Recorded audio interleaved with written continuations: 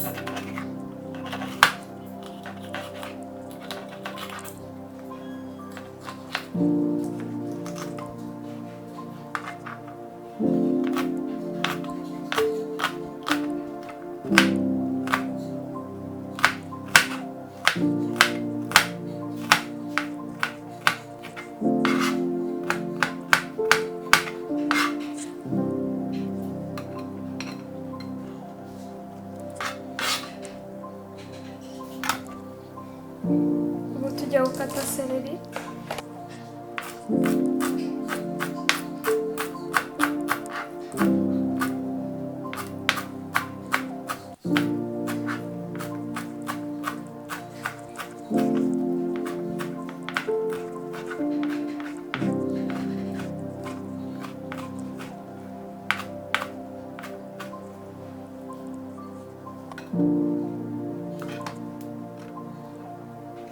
Tugiye gukata igitunguru.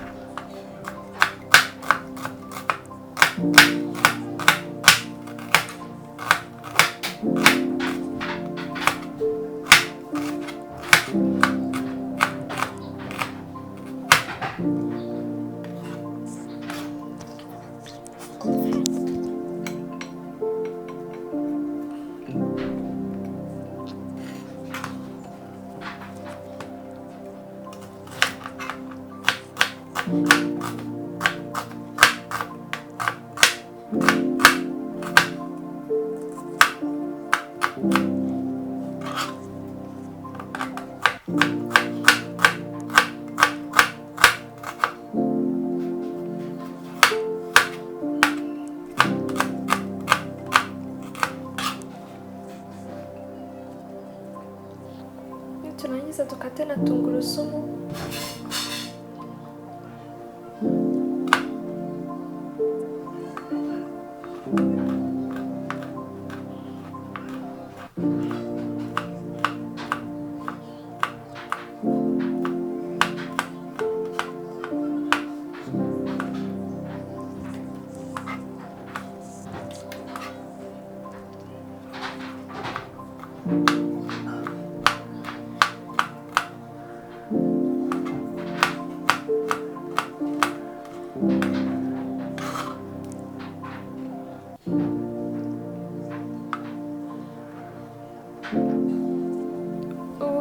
Ubu tugiye gukata n'indimu.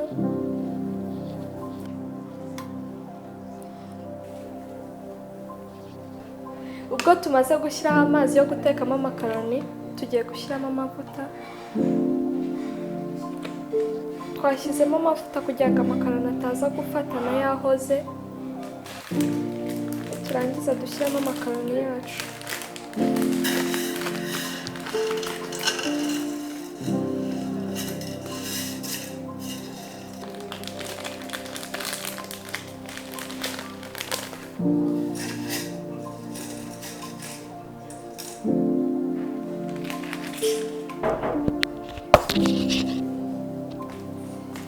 Tugiye kuba dupfundikira amakaroni dutegereze ko ashya.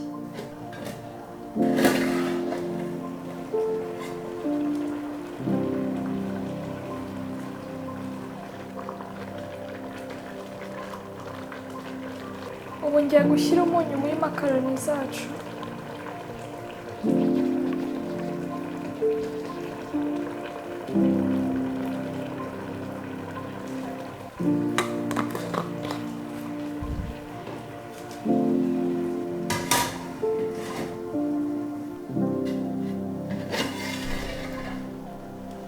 Spaghetti zacu zimaze gushya, ubu ngubu twazivanaho.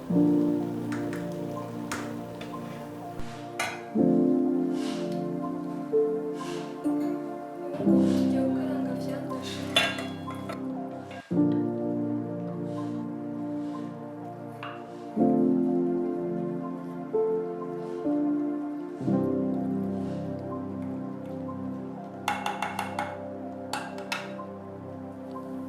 Turangiza tuzipfundikire.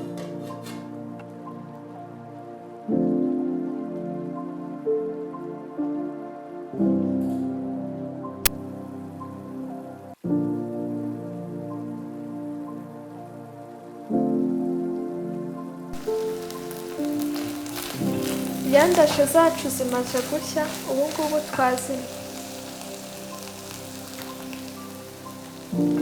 Tugiye kubanza gushyiramo inyanya.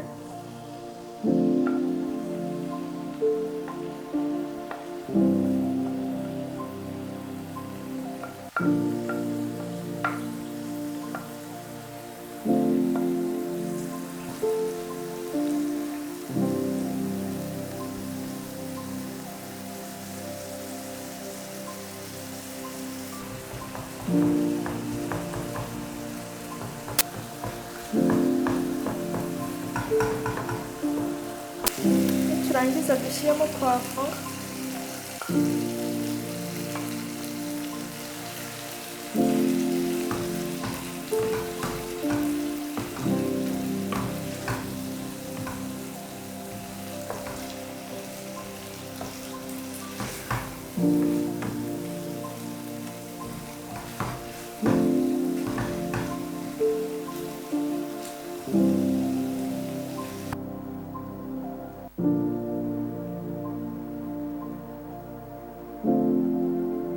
twongeremo igice cy'igikombe cy'amazi.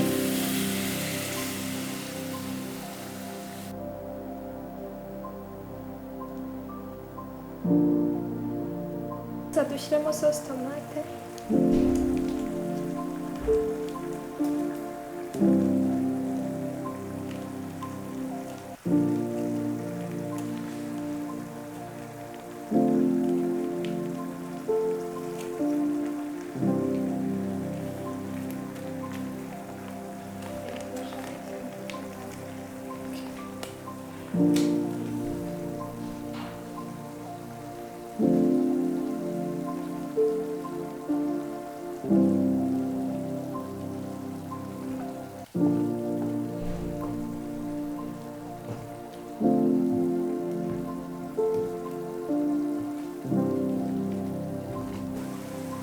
Ndangiza nshyiremo indimu.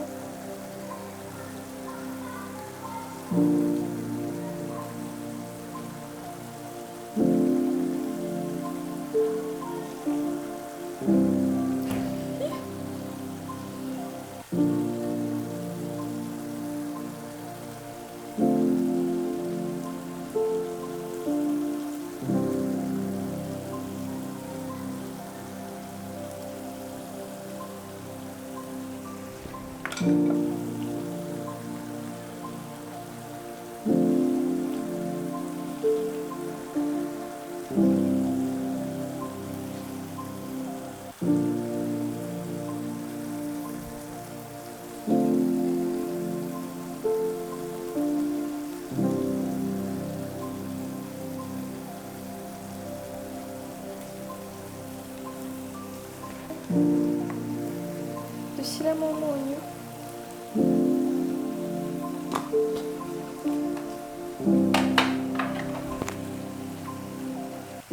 Paprika.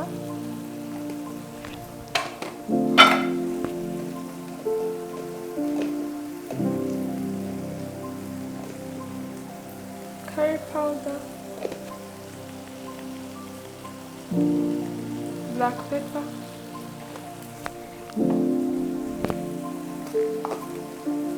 Na rosemary.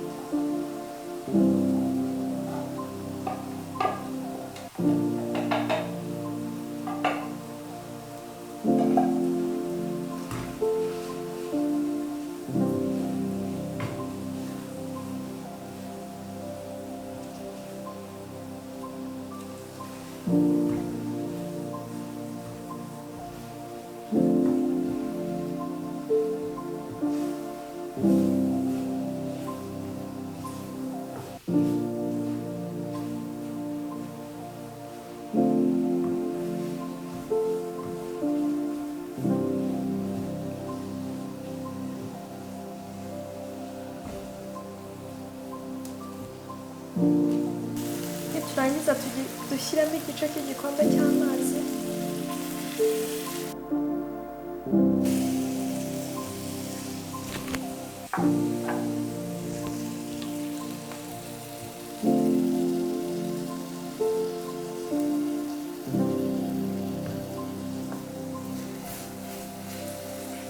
Niturangiza dushyiremo seleri.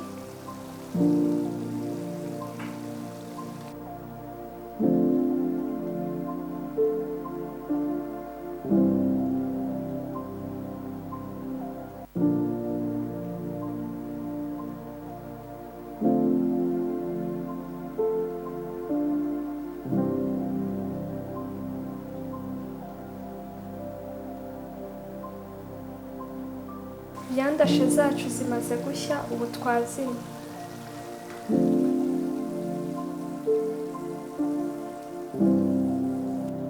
Amakaroni yacu yamaze gushya, twajya ku meza.